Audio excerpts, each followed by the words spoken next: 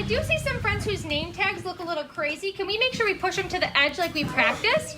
Practice doesn't make perfect at Springview. In fact, being imperfect is part of a much bigger lesson plan. If you could push yours up to the edge too. Nobody wants to admit my child is a little different, because when we think of different, we've always had a negative spin on it in our community.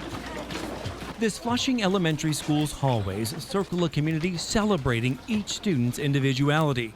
The reason Chia Morgan insists on sending her child here. The parents actually take advantage of the communication that the school has with them. It can definitely be something that's incorporated at home. In the classrooms, the behavior supports start there. Principal Shelley Humphrey is starting a new conversation about behavioral issues in the classroom. They can't always have the words to describe what's going on inside of them. Instead of disciplining a child for bad behavior, she's using positive behavior intervention support, or PBIS.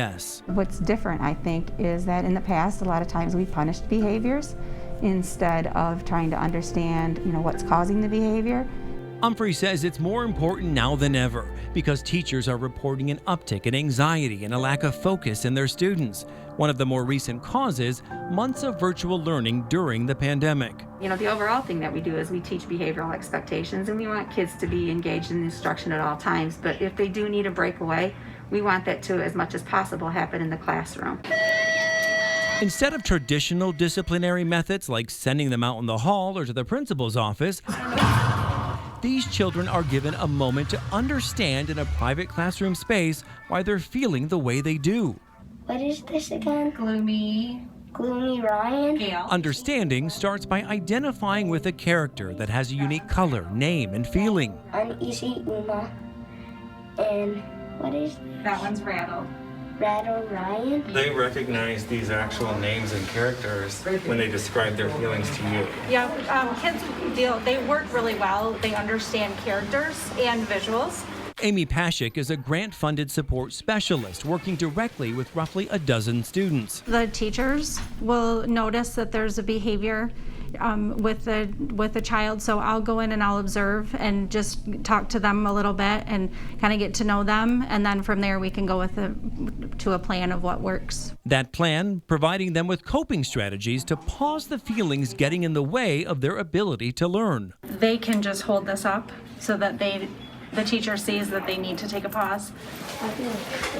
With the pause break, they can either come down to my office and take a short break doing various activities, or they might just take a walk around the inside of the building, or they might do Let's Move, which is just a series of exercises to help them to calm back down. And you can spin it and you can pick what move you want to do. Oh, it's in here. And after a 5-minute reset away, it's time to hit play on getting back to learning.